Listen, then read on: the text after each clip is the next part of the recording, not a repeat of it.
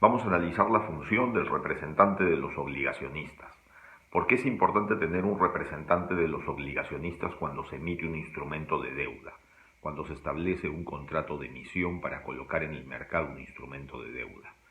Entonces, la ley prevé la colocación de un rol, que en este caso es el representante de los obligacionistas. Este representante de los obligacionistas tiene diversas funciones, pero la principal es la representación legal de de la asamblea de obligacionistas que se genera a partir del contrato de emisión.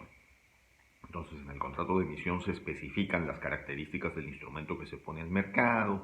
En el contrato de emisión se establecen los parámetros de la manera cómo se va a devolver el principal y los intereses, en qué momento, en el tiempo, y surge el obligacionista. Aquí empieza el proceso de cómo cautelar la obligación en el mercado.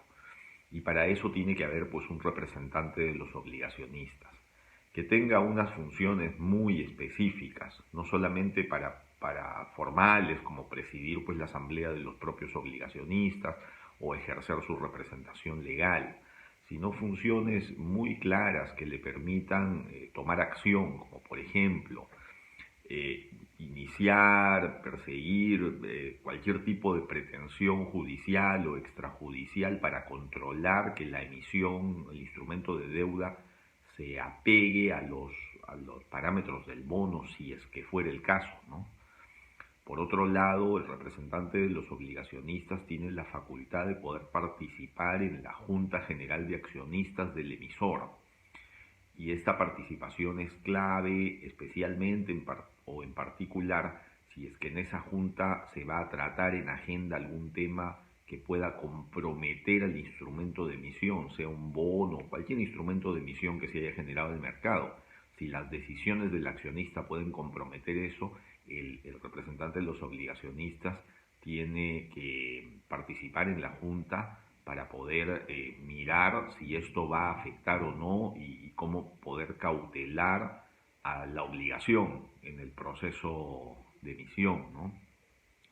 También el representante de los obligacionistas, si ve que si observa que en el contexto existe un riesgo, va a ser uno de los primeros, si no el primero, en declarar, la existencia de riesgo de incumplimiento con el contrato de emisión y por lo tanto puede activar la declaración de default para el proceso si es que el instrumento corre el peligro de no poder ser honrado. Entonces el representante de los obligacionistas se vuelve clave en este proceso y a su vez también va a permitir informar a la Superintendencia de Mercado de Valores de una manera regular sobre el estado del cumplimiento de la obligación. Entonces el papel del representante de los obligacionistas se vuelve muy importante una vez que la emisión arranca. Este representante empieza casi con el contrato de emisión, empieza sus funciones con el contrato de emisión. Inicialmente es uno que surge del propio contrato. Los obligacionistas lo pueden reemplazar si considera que no está cautelando sus intereses. En la asamblea de obligacionistas tienen la potestad de poder removerlo y poner a otro que consideren que sí cautele los intereses del contrato de emisión. Y entonces esta figura se vuelve clave para actuar de un verdadero vigilante, de un verdadero cautelador, o va a cautelar que el proceso está cumpliendo con los parámetros ofertados en el contrato de emisión para el instrumento que se ha colocado en el mercado.